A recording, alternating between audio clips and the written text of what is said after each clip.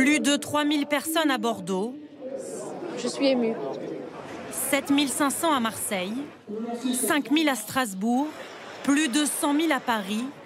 Et partout, la même émotion. Je ne voudrais pas que l'histoire se répète. Je suis juste là pour ça. Des marches contre l'antisémitisme presque silencieuses, très solennelles. Dans les cortèges des familles juives, inquiètes pour leur avenir. Je trouve ça inadmissible en 2023, à 40 ans, de devoir faire ce genre de manifestation. Je ne veux pas me sentir en insécurité dans mon pays.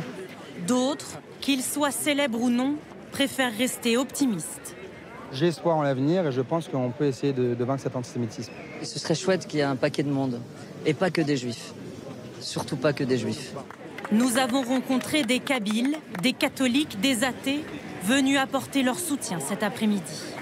C'est essentiel. Il faut être présent. On est dans une période difficile et il faut que tout le monde s'y mette. Je suis émue de voir tout ce monde et cette sérénité dans ce cortège. En tête de la marche, côte à côte, d'anciens présidents, la première ministre, les présidents du Parlement, d'anciens premiers ministres, tous unis. Comme annoncé, Emmanuel Macron n'était pas présent. Il s'est adressé aux Français dans une lettre avec un message porté aujourd'hui par Elisabeth Borne.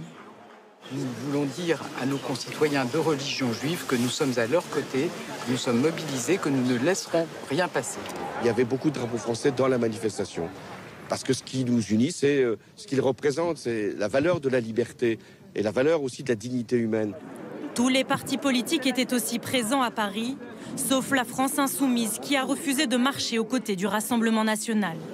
Marine Le Pen est restée en fin de cortège, malgré les protestations de certains manifestants. Nous sommes exactement là où nous devons être. Des marches qui, tous l'espèrent, permettront de mettre un terme aux actes antisémites de ces dernières semaines. Et puis on le disait à l'instant, la France insoumise, elle, avait refusé de se joindre à ce cortège parisien.